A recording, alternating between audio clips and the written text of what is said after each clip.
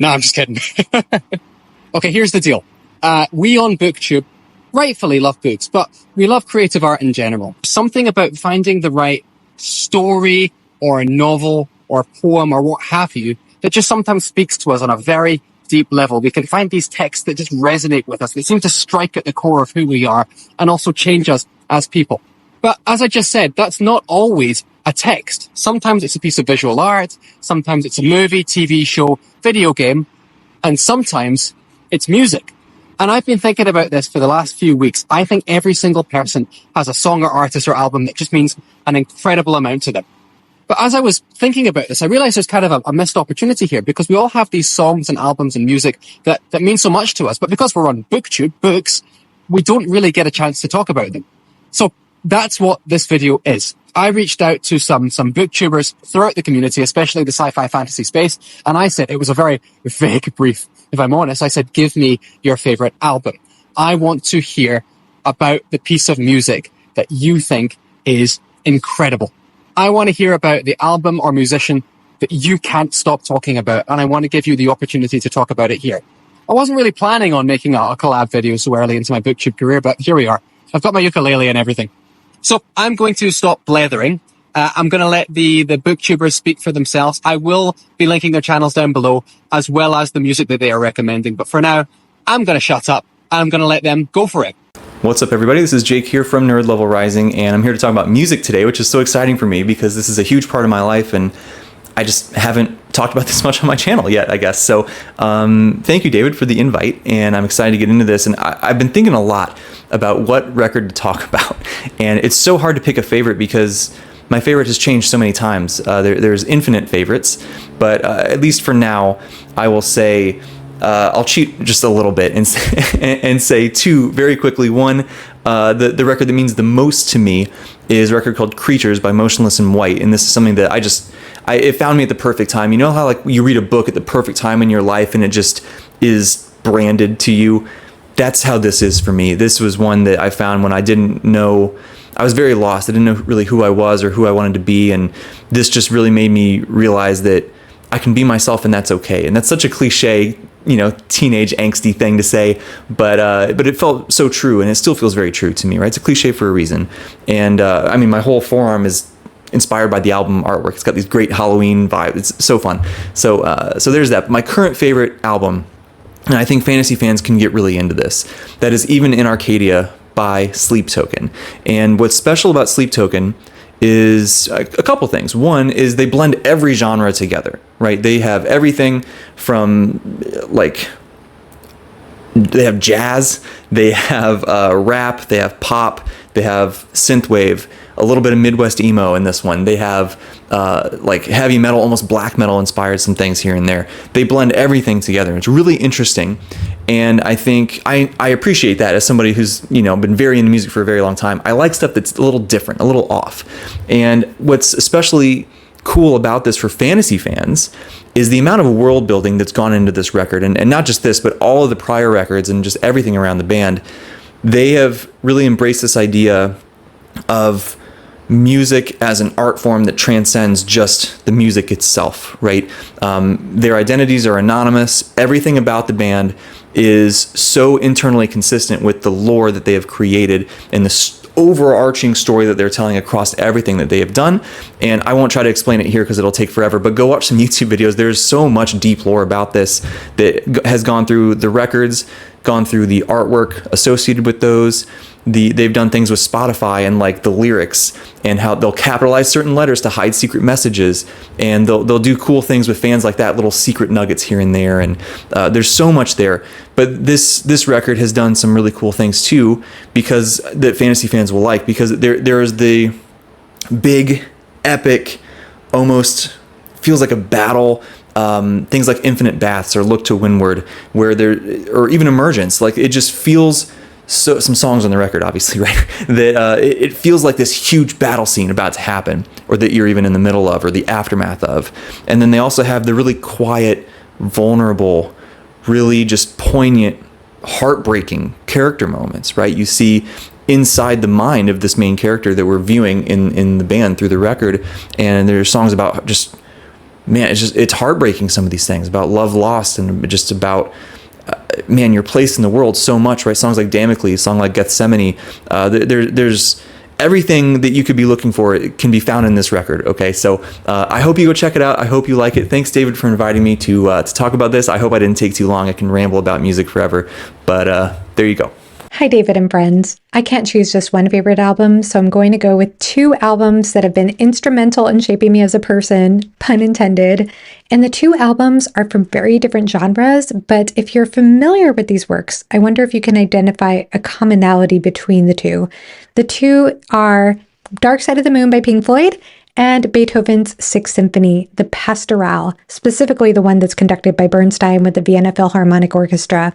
Pink Floyd's Dark Side of the Moon is an album I discovered when I was 14 years old. This is an album that could be seen as an overview of life. It begins with the heartbeat. It ends with the heartbeat. There's a song called Breathe. There's a song called Time, with lyrics about how when we're young, we feel like we have all the time in the world, but when we're older, we never have enough time. There's a wordless song about death with this female singer wailing over a haunting piano accompaniment, and it comes to a crescendo and a decrescendo, and it showcases the inevitability of grief and death. If we live long enough, we're going to have to face that full on. There's also a song on this album that I think many fantasy readers could appreciate. It's called Us and Them. It's about the foolishness of war. The song has these beautiful passages that are about our oneness, seeing the person on the other side of the war as we are, seeing us all as ordinary men, so to speak. But it's not all sentimental. There's also a cynical side to the song in which humans will turn towards war and turn away from those truths and turn away from people in need because of greed. So the song musically and lyrically showcases the juxtaposition between the beauty of oneness and the horrors of war. There are other lyrics in this album that are political, and the last song in the album is called Eclipse, and it encompasses the full experience of life as a whole. And young teenage Johanna, felt like she was very profound in thinking that our greatest failure as human beings is our inability to see the bigger picture. And I know that sounds very trite and cliche to say it that way, but this album did make me feel the truth of that, and it did make me feel like if I was stuck, then maybe I needed to expand my perspective out a bit more. I'll also quickly say that this album does so many interesting things musically. Pink Floyd knows how to draw out a chord at the right moment. It knows how to take its time to utilize spacing effectively. There are jazz influences. You could hear saxophone solos. There's soul singing. You could hear the integration of chorus at the right moments. So I love what this does musically. I love the album lyrically. And I still find it a bit mysterious and haunting at times as well. My other favorite album, The Sixth Symphony by Beethoven, is one I nearly gave up on. I listened to this album so many times and nearly quit because I couldn't get into it. My mind kept wandering, probably because I was doing things like driving in the car or doing other things. And so I almost gave up. I almost DNF'd The Sixth Symphony until one morning. One morning, I got up early and I decided to put all of my focus and attention on this music. And when I did that one morning, my life changed. I don't say that lightly. I really feel like I changed as a person that morning. I listened to the music and suddenly something in me opened up. I felt like my heart opened. I felt like I was inspired. I was in pure bliss listening to this music. Now, Beethoven's Pastoral Symphony is a programmatic piece of music. That means that yes, it's instrumental, but it tells a story, it has a narrative, and it's about nature. Beethoven was very passionate about nature, and it comes through in this music. You can hear bird song in the orchestration. You could hear thunder in the orchestration. It's so incredibly profound what he did musically with this symphony. Both of these albums have been extremely important to me, and they have something in common, as I mentioned. And the thing that they have in common is that both albums are best experienced from beginning to end. You can listen to isolated pieces in both works, but I feel like you need to listen to both albums in its entirety to get the full effect. In fact, there are some songs in both albums that have this feature in which one piece will segue right into the next. You could hear that. You could hear that you want to keep going. I know not everyone has the patience to do that these days, to listen to an album from beginning to end. But I find that if you do take the time and give your full attention and presence to these albums, you may find that they are so rewarding. Thank you so much, David, for letting me indulge myself by talking about my two favorite albums of all time. All right, what's up? Thank you, David, from Four Corners of the Page, for inviting me to do this video. As you can see from my shirt, if it's within the shot, I'm a big fan of Mac Miller. I'm a big fan of hip hop. Mac Miller being one of my favorite artists, MF Doom. But the album I want to talk about today is Some Rap Songs by Earl Sweatshirt.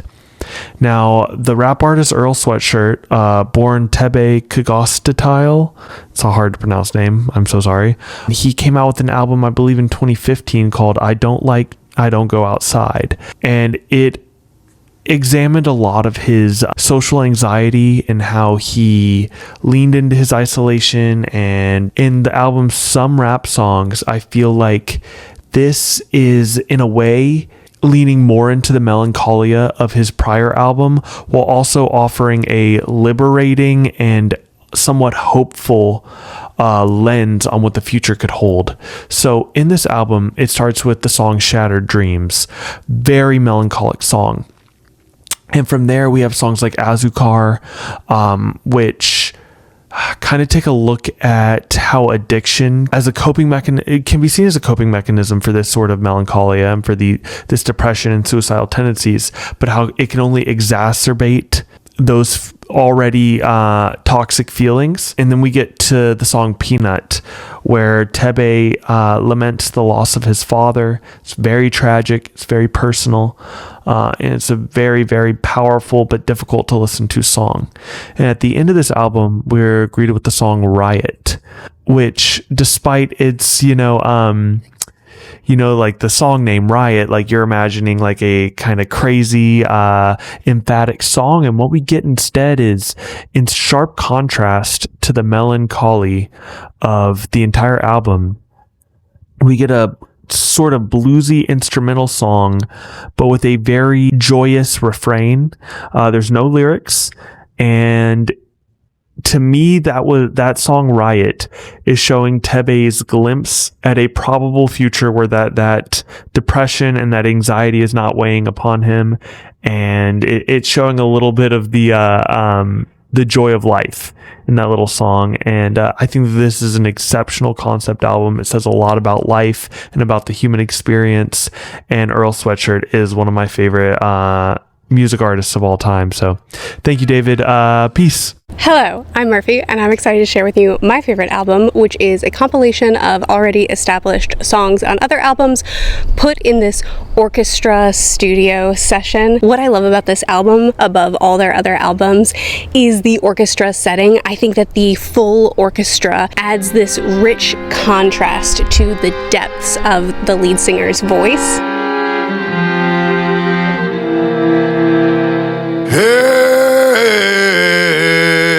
And it's not just the boldness of the orchestra crashing together with the boldness of his voice, entangling together to make its own symphony in and of itself, but it's also the richness of the lyrics. Many of my favorite songs are on this album, and I think that lyrically these songs are stunning as well. Something very soft and tender, like saying that the two of us together, it's just easy. And though I'm not ready right now, if you'll give me a little bit of time, then maybe, vielleicht, maybe, we could be forever. Und dann denk ich, dass es vielleicht für immer so bleibt. Or there's these really guttural, emotional lyrics, like crying out, I know there's something wrong. I know that there's something there. I can see it on your face. I can see it in the way you're acting. Please just talk to me. Don't say it's nothing. Tell me. And the way he performs it in this particular session, he brings all that emotion and all that heart-wrenching to the performance. Aber ich seh was in deinem Gesicht und ich weiß nicht, was es ist. I not speak German, but there's always someone in the comments to translate. I love the full performance of this. And he does bring an orchestra with him on the road. When he performs live, you still have the violins and so much of what you see here, but there's just something about this particular album that has a fuller orchestra, as well as what I think just so much heart. It's like the essence of the songs are captured here. Anyway, hopefully I didn't go too long. Thanks for involving me in this video. Hey everyone, I'm Nikhil with Shelf-Esteem. I'm a composer, now also a booktuber. David, thank you so much for having me to chat with you all about one of my favorite topics besides books, and that is music. And not only music, but albums that changed the world, changed my world. And one particular band comes to mind that not only helped define pop music for generations to come, but also helped popularize the album format in itself. The wonderful, the timeless, the legendary, the Beatles. Between 1965 and 1967, they released 5 albums, you guys, and each one helped push the boundaries of what pop music could be, as well as imbued itself into cultural consciousness. They had Help, Rubber Soul, Revolver, Sgt. Pepper's Lonely Hearts Club Band, and the Magical Mystery Tour, all in that 1965 to 1967 span. If I had to choose one favorite album that I feel like really encapsulates not only that era, that mushroom cloud of social consciousness, cultural consciousness, musical experimentation, maybe other kinds of experimentation, it would be Sgt. Pepper's Lonely Hearts Club Band. 1967, what a seminal year for music, for pop, and for experimental music, and bringing that into an album. I mean, you think about the concept of the album that Paul McCartney thought of. What if we were able to just be another type of band? Well, we wouldn't be constrained by the Beatles sound. What could we do? They start off with the seminal number, Sgt. Pepper's Lonely Hearts Club Band. They launch into a song that would be often covered but never imitated, With a Little Help from My Friends. Then comes Lucy in the Sky with Diamond, Getting Better, Fixing a Hole, When I'm 64, Within You Without You, which was George Harrison coming into his own and creating a style of pop that imbues into it Indian music. And then, of course, ending with A Day in the Life, one of the greatest moments in pop history. Can't really get much better than that. From start to finish, it is a complete experience. It is one that if you haven't listened to it, or if you've heard the songs on the radio, I highly recommend you just pop it on and listen to it from start to finish, the way the album was meant to be listened to. The second album will probably come as a surprise to anyone who knows me, but it is the album that kind of launched me into wanting to become a musician. I remember the day very clearly, December 30th, 1998. Right at the turn of 1999, when I was a freshman in high school. We just moved to California. I was flipping channels on the TV. I couldn't sleep. We were staying at a hotel, and I heard the most insane guitar solo of my life, and I was like, what is this?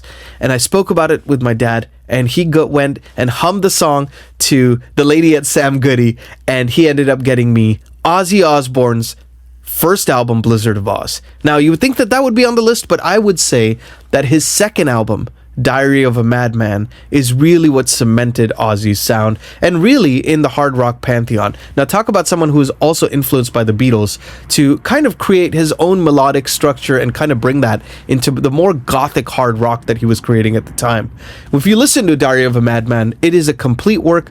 It's got thematic aspects of depression and despair, isolation. It is also a quest for finding one's own identity. The narrative that is richly like a tapestry weaved through that album is one of the greatest of all time, in my opinion. One of my favorites of all time. And I think it really changed hard rock. It showed that it could bring in neoclassical influences. Randy Rhoads, the only 24-year-old guitarist at the time, had recorded all these amazing guitar parts. He had created a symphony of guitars that propelled that hard rock genre forward. Ozzy's amazing melodies in the title track, Diary of a Madman, bringing in orchestral symphonic elements, a full choir, started to show, oh, this is what rock could be. It pushed the genre completely forward. And every track on it is a banger, from the first track, Over the Mountain, to the title track, Diary of a Madman. If you haven't gotten a chance to listen to it, this shows the power of what hard rock could be. It's melodic, it's devastating, it's poetic, it's got variety and range,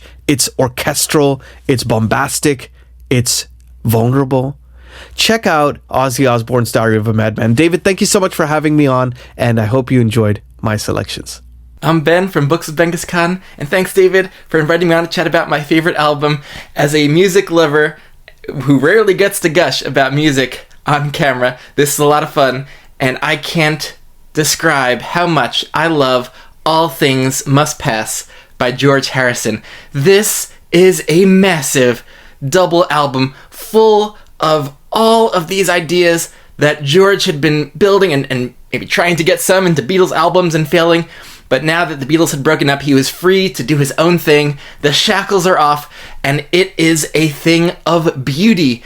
I mean, I just dip into an individual song here or there. If I need something to listen to pick me up, I might turn on Run of the Mill or My Sweet Lord or Wah Wah. But if you start with track 1 and just set it and go through the whole album, man, you will come out a changed person after those 20 tracks around. And man, it is just full of incredible soundscapes and instrumentation and arrangements and all different styles too, but it all coheres into one cohesive vision.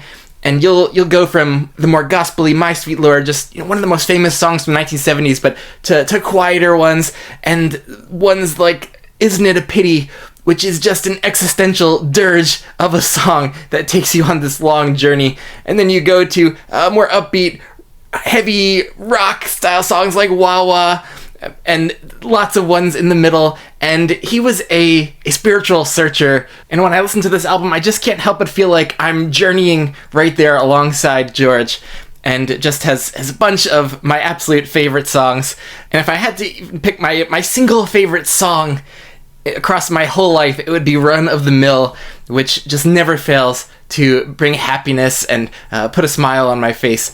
And yeah, but then I'll leave it on to the next songs, and I'll never stop because I just love them all. And it's just an absolute masterpiece, chock full of incredible songs. So there it is, All Things Must Pass by George Harrison.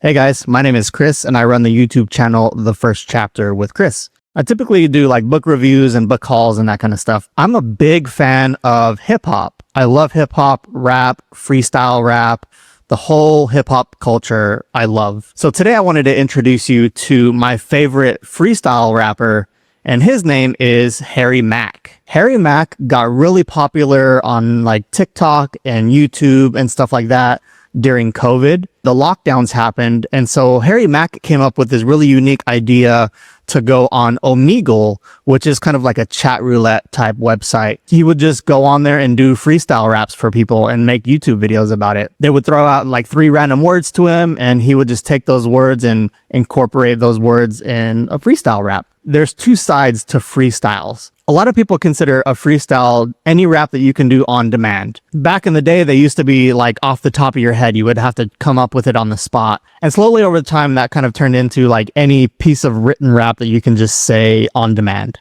But not only can Harry Mack spit a freestyle off the top of his head and incorporate these random words that people give him, he also incorporates like flow switches and beat changes and double times and triple times into his raps. And there's almost like no filler words. If you know anything about rap and freestyling, a lot of people use filler words.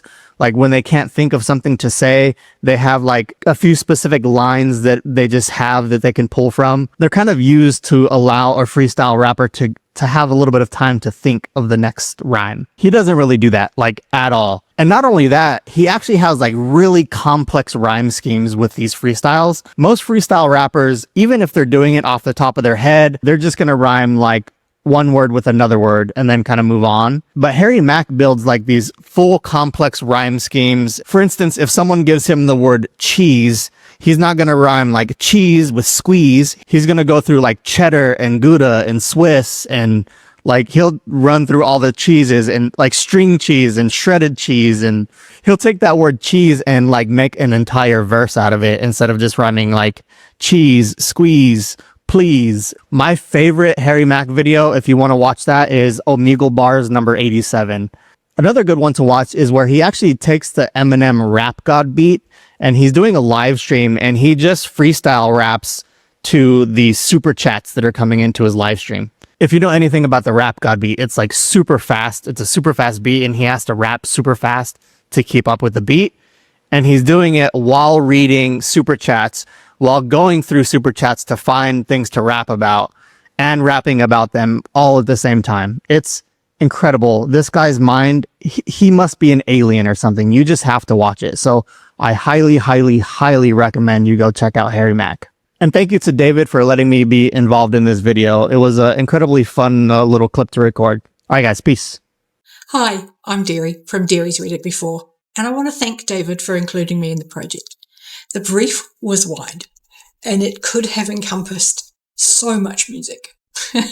I did manage to pare it down to one, and it's relevant because for me it is the piece of music that speaks narratively to me.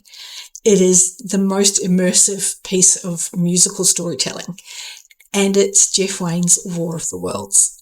If you haven't done this before, I can highly recommend getting a very high quality pair of headphones, sitting in the dark and just letting it take you on a journey. In terms of immersion into a story, nothing does it better. Jeff Wayne's War of the Worlds. Hello, David. Thank you for inviting me to talk about my favorite album.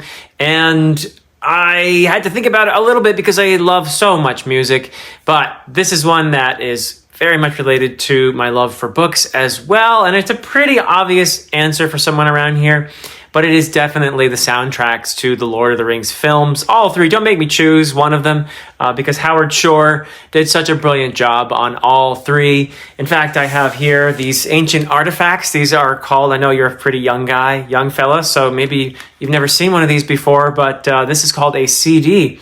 And I have all three of them here. Here is the one for the Fellowship of the Ring. Bam! Here's the one for the Two Towers. And I have this super special one for The Return of the King. And yeah, just love these so much. I listen to them again and again. See, they're these little disc thingies, nice and shiny on the back, that you stick into a thing called a CD player. But yeah, no, this I've listened to these many a time, and they bring me back to the films, bring me back to the books as well, because the things have gotten mixed up in my mind as in many other people's. But just for a good soul-stirring, sublime experience, you can always listen to the soundtracks for the three Lord of the Rings films by Howard Shore. My name is Marie Mullaney from Just in Time Worldbuilding, and the album that means the most to me personally is Dance of Death by Iron Maiden, which, is why I wear their shirt. It's the first album that I bought with money wholly made by myself after I'd started working, and it's stuck with me ever since that first listening. The song I love most from that album is Passchendaele, and it's an epic, dramatic retelling of the World War I's bloodiest battle. The way the guitars build tension, the pounding bass line, and the great vocals, and the cannon sounds at the beginning, it makes you feel as though you're right there in the middle of that chaos. It's not just a song, it's a whole story of how Passchendaele, the battle, unfolded. But Dance of Death isn't just about Passchendaele. The whole album is packed with really amazing tracks. You've got Rainmaker, which hits hard and fast. You have No More Lies with its anthemic feel. And you have the title track, Dance of Death, which has this dark, theatrical storytelling vibe. It also features the first fully acoustic track by Iron Maiden, Journeyman. Every song brings something unique, blending history, mythology, and Maiden's passion. So if there's one Maiden album that I love to recommend and that I think doesn't get enough love, it's Dance of Death. Thanks for letting me share, and I hope you enjoy the next one. Hey, I'm Tom, and when David asked me what my favorite album was for this video, it was actually something I really had to think about. This is something that's maybe a little bit strange about me. I'm not really a big music person. I have songs I like, I have bands I like. I've never thought about an album in its totality. Some of my favorite songs, I actually don't really even know the bands that sing them or songs that my favorite bands sing. I'm just not a music person. The only time I listen to music is pretty much when I'm in the gym, and not even all of the time then, because I'm talking and, hanging out with people. So this was something that I really had to think about. And what I ended up with is City of Evil by Avenged Sevenfold. Is probably my favorite album. Not necessarily because I think it is the best album I've ever listened to, because it has the most songs that I like or anything like that. But I think this album came out in a time in my life when music was starting to be something that I kind of got decided what I listened to. I was old enough to make decisions on what kind of music I liked, and this was kind of a gateway entrance into the more hardcore metal rock scene. I grew up listening mostly to like 90s country music, which I still do love dearly to this day. My favorite song is It's a Great Day to Be Alive. But this Avenged Sevenfold album and the ones that came before it, that I settled on this one because I think it just has a few more songs that I like, really is kind of that gateway that opened me up to a whole genre of music that I hadn't really experienced at the time. And I think that's a very interesting thing. And so while maybe I could come up with something where I like every single song on it more than this one, I normally do say that Avenged Sevenfold is my favorite band, and I'm going to stick with that and also give them my favorite album here, mostly because it is that gateway. But I think this was a super interesting question, and I can't wait to see what everyone else says.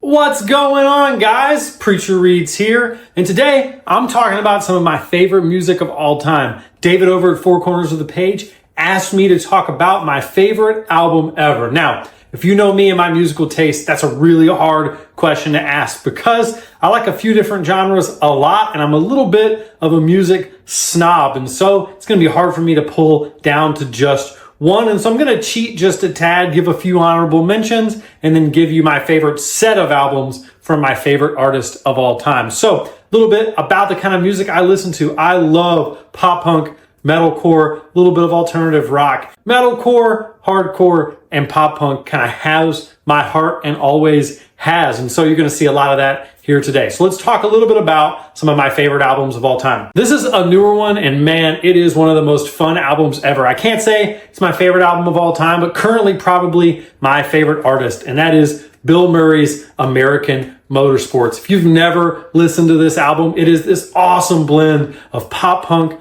metalcore, and country. It is fun. The lyrics are serious and are beautifully written and really hauntingly sad in some moments. But Johnny Frank, the guy who created Bill Murray and basically writes and records all of the guitar parts and the singing parts and the drums and everything, right? He is the mastermind behind Bill Murray, is having so much fun with this record. Please go listen to it. It doesn't matter if you don't like pop punk, you don't like metalcore, you don't like country, you've got to listen to American Motorsports by Bill Murray. When they ask who hurt you, point the finger at myself, but I think of you. Next up is probably my favorite metalcore outfit of all time, and that is The Devil Wears Prada. Now, I've got to talk about two albums here. With Roots Above and Branches Below, an earlier album from them, is formative for me in my love for metalcore. If you have never listened to it, it is amazing, especially since so much of their faith was woven in so well into that, and they were able to really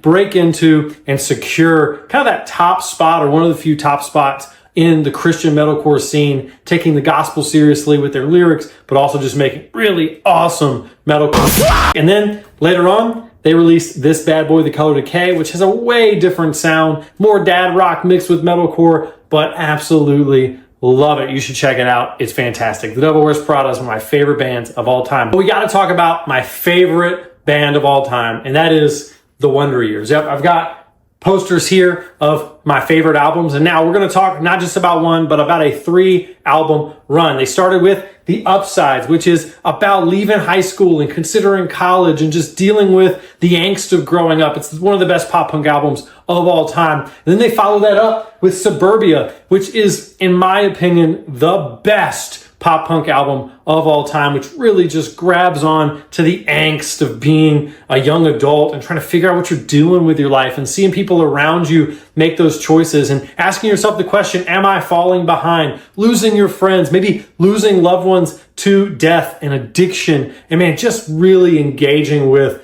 what it means to be a young adult who doesn't know quite who they are. And then they follow that up with The Greatest Generation, which is this wonderful album about growing up and becoming a real adult and figuring out what does it look like to have a family? What does it look like to continue to fight depression and anxiety and addiction? And man, I just tell you, The Wonder Years engages those things with such beautiful lyrical content, all while just having a blast and making great pop punk. You got to go check out The Wonder Years. So those are the bands I wanted to talk about. I love lots of different genres of music, but those stick out to me. And you should also check out the band that I was in. They're pretty cool too.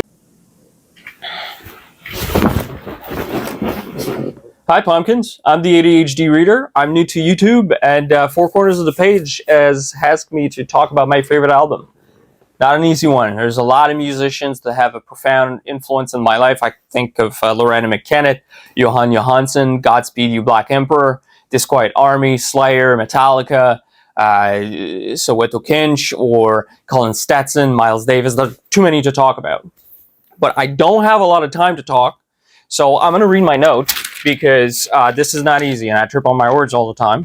But I'm going to try to do this fast and efficiently. So the album is called Suffer and Become. It's from the band Vitriol, and it's an autobiography of pain, suffering, and creation. The band brings you on a journey of agony. There's the one we should all embark on. It is relentless in nature, an assault on the senses. You will be left breathless, dizzy, and possibly bloody. The experience is a form of enlightenment in itself, one where the poetry of the lyrics is heart-bitten, almost indecipherable at times, deeply personal to the artist, and of course you can feel every fight, every existential crisis, every tension in the heart or in the mind. They don't let you rest except for one little brief moment of contemplation, and then we go right back into it. Discomfort is the goal here, and you will feel pain, you will seek it, you will embrace it, and you will rest in it. It's an experience that it offers, and it's to abandon your preconceived notions, and you will see beyond the veil, and you will experience growth through suffering and through confusion. Essentially, it melts your face off. You'll want to cry, and you'll ask for more. Yeah, so Suffer and Become. Do give it a listen. Get back to me if you like it or not. It's not an easy album. It's a hard one, and it's confusing. But there's so much beauty in it. There's so much intricacies and little pieces that you can only decipher later on. But yeah, give it a listen. It's awesome, and it's just death metal go brrr. Like, right? We all love that. But thank you to Four Corners of the Page to have hosted me. And yeah, enjoy music. What's going on, David? Thank you so much for having me. And I'm here to tell you what my favorite album is. It doesn't relate to fantasy at all, actually. It's a country album by Eric Church called Desperate Man. I came into country music a little bit late, and although I like multiple genres of music, there's something about Eric Church's stories that he's telling on Desperate Man that kind of hooked me. There's some love, there's some excitement, there's stories of temptation and so much that goes into it, and just the music itself. It's up, it's down, it's a little bit all over the place, and he is such a good guitarist. It's kind of crazy. But yeah, Eric Church is probably one of my favorite artists in general, and therefore my favorite album would probably be that. Although I do love Sleep Token.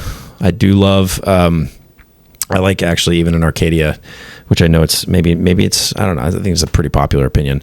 But I like a variety of music, But my favorite album definitely goes to Desperate Man by Eric Church.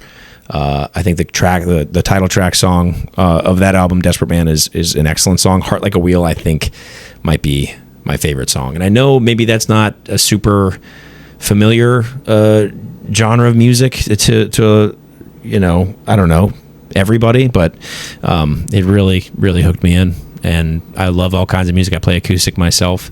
Therefore, I really do admire kind of like folky music, country music. Probably amongst the most. When I work out, it is a bit of metal, and I'm probably gonna get hate for not classifying that correctly for some reason. I don't know. Look, I'm going on too much. This microphone's giving me too much power. David, thank you so much for having me on this collaboration. I'll see you guys next time. Hello everyone, Sam from iSamwise here. Well, David asked me to share what my favorite album of all time is. And I don't really have a great answer for this because I do listen to a good bit of music, but most of the albums that I listen to are either like singer-songwriter stuff, more folk music, or like movie soundtracks. And if I'm reading, basically all I listen to is movie soundtracks. So I guess that's what I'll share here, because I do have a few options that I think might be a little bit out of the box for some people. So I'll say one of the main soundtracks that I've listened to really for my entire life is the Braveheart soundtrack. Never gets old, endlessly listenable. A lot of tracks that are very easy listening, but also very melodic. It's not so intense that you need to skip it because it won't match the mood of what you're reading. So I do love the Braveheart soundtrack quite a bit. But I also like the soundtrack to True Grit. It's very simple. A lot of it is very music of the period, and it actually uses a Protestant hymn, Leaning on the Everlasting Arms, as one of the main themes throughout the soundtrack, which is really interesting, especially if you've seen that movie. That's not an accident. That ties in very deeply to some of the themes there. But also Ennio Morricone with his Good, the Bad, and the Ugly soundtrack. That's another classic. So yeah, maybe a boring answer, but movie soundtracks is a lot of what I listen to. Also, if we're talking about Ennio Morricone, you have to bring up The Mission, which is maybe one of the best movie soundtracks of all time. So yeah, movie soundtracks, and of course The Lord of the Rings. I mean, who wouldn't want to listen to that? Okay, actually, now we're on a roll here. The Kingdom of Heaven soundtrack by Harry Gregson Williams. That's one that I've been listening to a lot. I think Harry Gregson Williams is easily one of the most underrated composers, especially of the modern day. His Narnia soundtrack's also very good, but Kingdom of Heaven, some top tier stuff there. So that's going to be my selection. Thanks for inviting me, David. So thank you again to everyone for contributing. It means the world. I'm going to just wrap up very quickly by talking about the album that means the world to me, which is Black Star by David Bowie. This album I just find enrapturing, captivating. It's truly tremendous. So here's what Black Star is. David Bowie passed away in 2016 from cancer of the liver.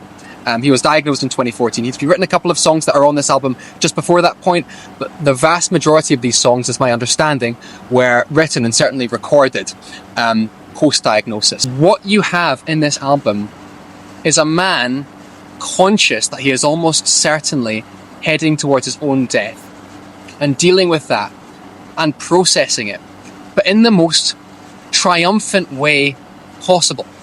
It's so creative. It takes so many inspirations from so many places. 17th century plays, jazz, Kendrick Lamar, A Clockwork Orange, Bowie's own discography and all the personas he's adopted throughout the years. It is, again, tightly focused on the fact that David Bowie's running out of time, but it's never, or very rarely, just doom and gloom. It's never just an articulation of fear. It's much more triumphant than that. Like, there is a sense of sadness to it, and one of the songs he sings, if I never see the English evergreens I'm running to, it's nothing to me. He's conscious that he's sitting there in New York, and he might not be going home. At least that's how I read it. And on the titular song, Black Star, he says, something happened on the day he died.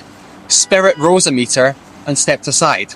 There's an awareness that he is about to move on and maybe someone else will take his place. But none of that takes away from the creative profundity and fecundity that Black Star has. My favourite song on Black Star, and it's probably the most popular one in general, is Lazarus. And what an interesting title in it itself, Lazarus, the man who dies and comes back. But Lazarus ends with Bowie singing, this way or no way, you know I'll be free, just like that bluebird, ain't that just like me? The word I keep coming back to, and I've said it before, is triumphant. Bowie is aware that his time is almost certainly up. By the time he recorded the music video for Lazarus, he was definitely aware his time was up. And yet he is standing and singing and probably scared, and yet giving it his all and producing something creatively spectacular. This way or no way.